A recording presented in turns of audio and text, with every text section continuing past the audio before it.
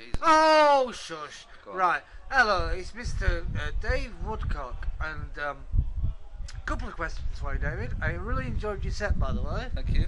Cheers. You're more than welcome. What got you involved in this in the first place? Why did you get involved, really? Well, I guess I've always kind of wanted to do something in kind of creative industries, for want of a better word. And I kind of tried to become a filmmaker for a while, and then I started playing guitar because of Joe Strummer, really. Yeah. Watching Joe on in the Rude Boy film, he was just playing his heart out with one finger on the fret, and I thought, well, a lot of people in my family are musicians, and I thought you needed some kind of supernatural talent to be able to do it. And I saw Joe doing that, and just fell in love with the Clash, fell in love with playing music, got a guitar, and started writing songs, and that's basically how it started, I guess. Excellent. And many years ago. Can I ask you why you got involved in an All Right Our Kids? Yeah, How did that happen? I was a Richard Hawley fan. Yeah. I knew he had a kind of forum, and went on there and met some really cool people like Craig, who put the night on, Dave Slaney. Just kind of bonded over a kind of mutual appreciation of Richard Hawley, and I was in a band, and Craig put the first night on, and just invited us to play, and I've been doing it. I've done every one since. That's brilliant. Now, like me, you're a Clash fan, aren't you? Unashamed. Absolutely. Even Sandinista. Why? Well, Sandinista is okay. It should have been a single album, in my opinion, but Oh, a great double. and a fantastic double. Excuse me, coughing. What are your 5 favourite Clash tracks? Oh, Jesus. I know it's an hard question. Oh, God, I don't know. Whichever 5 I'm listening to, I guess. Really Can't Fail, I've got to give props to that. Right Profile,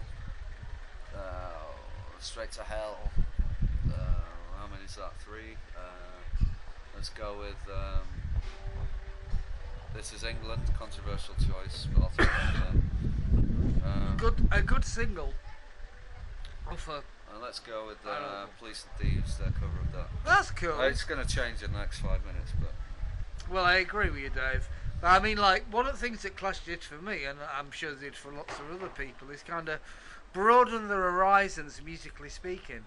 Yeah, absolutely. I mean, they were a band that just played whatever they wanted to do. They said, they were pigeonholed as a punk band, but, they did whatever they wanted to do, I got slightly pigeonholed when I was playing acoustic solo sets as being this kind of go-to guy for miserablest country music, but I wanted to broaden out and go and play a record, and the new record is very inspired by the Clash, and every track is a different genre, but it all hangs together. London Calling was a touchstone for that, I guess. Can I ask you, Dave, what really inspired you initially to pick up a guitar and actually make any music on it at all? Joe Strummer and Bob Dylan. I got into them both around the same time, and I just realised that there was more to life than Bon Jovi, and you need to try not to laugh too much. Carry on. Need to do just if you got something to say. It's a brilliant medium. Like I say, I wanted to be a filmmaker, but films take a long time to make, and the song takes as long as it takes to write it. And as soon as you've got it, you can sing it.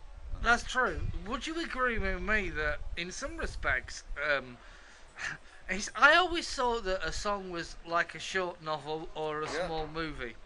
Absolutely. I mean, in the past, I've always likened my songs to diary entries. I've always said, like the songs on Omaha High Low, which was our last album, and all the stuff I did before were like diary entries. But this new album, I sat up every night till 5 o'clock in the morning with bottles of red wine, writing it as if they were, and kind of short stories, and every song interlocks with another song on the record, and it was kind of, I tried, it was an experiment to see if I could write like that. I don't know if I'd do it again though. I don't think my liver would let me. Can I ask you another question? What would you ultimately like to do? And that's an odd question to ask. So, in music, in anything really, David. I've always thought, like, I'm a big Velvet Underground fan, and I like the fact that the Velvet Underground never sold any records or did anything in their Well, lifetime. they didn't originally, but I mean, Yeah, God, no, yeah, yeah. the shed It was loads like that now. famous quote. It's like everybody loves us, but we don't have a pot to piss in. And that's what I think Absolutely. about the dead comedians. Is that, Oh, David, yeah, I have to disagree we've with got you a there good crowd, slightly. but we have a good audience, and people seem to like us. We get, our records are reviewed well, but we don't have a pot to piss in.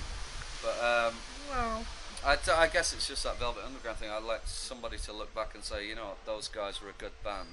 yeah, well, I absolutely and totally understand that, and I'd just like to say it's been a pleasure speaking to you, and good luck, David. Thank you, mate. Thank All you. right, No, see it's you a pleasure. later, mate. Get the Okay. handshaking.